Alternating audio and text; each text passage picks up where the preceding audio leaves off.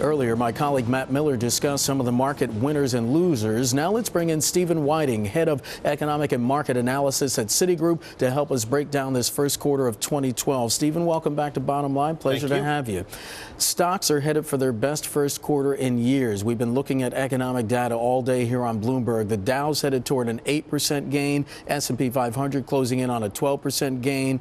NASDAQ is also closing in on a gain. It's up almost 19% for the year. Its best first quarter since 1991. What is propelling this surge?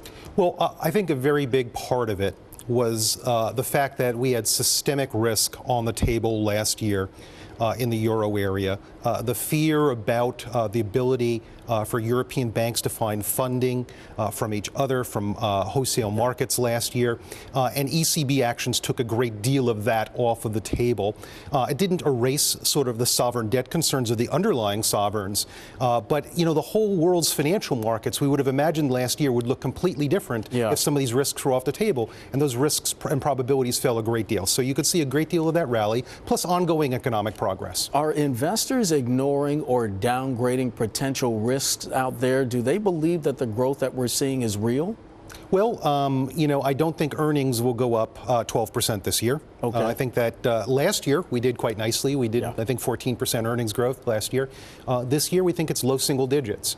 You go so far on reducing risk, and then you eventually have to digest all of that. I mean, we think that our basic two core views on the U.S. economy is that the private sector adjustments that we had in 08-09 were dramatic, and that positioned the U.S. economy much better for growth going forward. Okay. But the other core view is that we have a very bad fiscal outlook, both in the short run and the long run, including potential shocks at year end that we will have to face.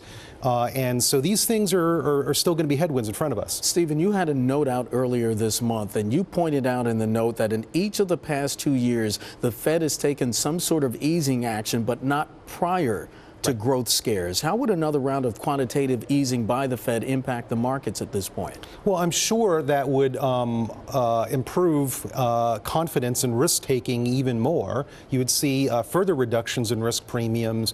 You would see more exuberance in markets. But it was only after there was some concern about the strength and continuity of the expansion. Yeah. I mean, we are seeing employment data now that are probably adequate from the Fed's perspective to say that if we stayed on this track, there would be no further action.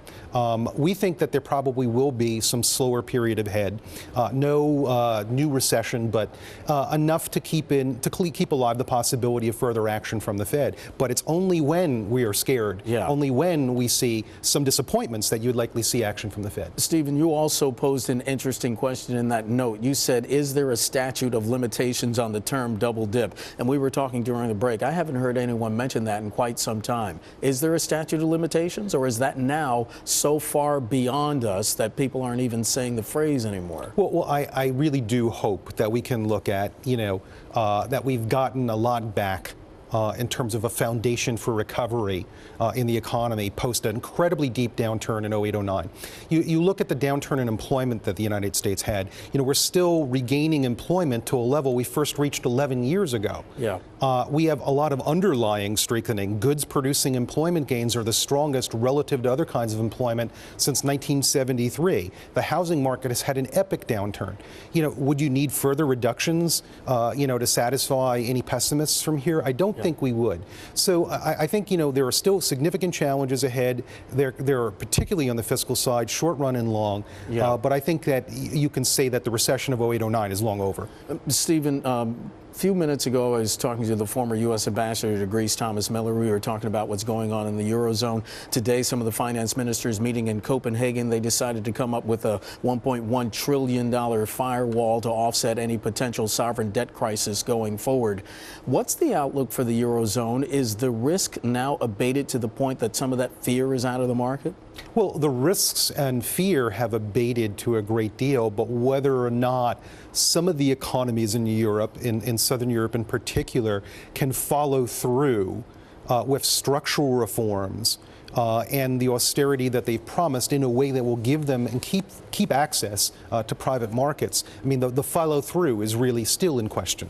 Stephen, we have about a minute left. I have to ask you about what's going on here domestically in terms of what we're seeing in oil prices and how that might be sapping wages, which are already stagnant. The higher energy prices and these potential headwinds that we're seeing because some of these hawkish comments that are coming out of Iran, and again, the president saying something about more sanctions because of Iran's nuclear program. What does that pose going forward? What are we looking like in the market? Are we going to see a pullback in the second quarter because of this? Well, two things. Look at it distinctly as a new military conflict in the Middle East that threatens oil supplies generally, where you have to ration down driving economic activity to a lower level of oil supply. This has a history of being very, very negative for real economic growth in any of the consuming countries, particularly the United States. The fact that someone is paying more for oil and pushing up the gasoline price and drivers are satisfied and have all they need, that tends to have a much smaller impact. It is a drag on income. I'm not saying it's any less painful than it has been before, but the total economic effect is probably smaller than the consumer effect because of our really rapid growth in domestic production and investment in the energy sector right now. That's Stephen Wieting. He's head of economic and market analysis at Citigroup. This is fascinating. We got to have you back. It's always a pleasure to see you. Thanks so much.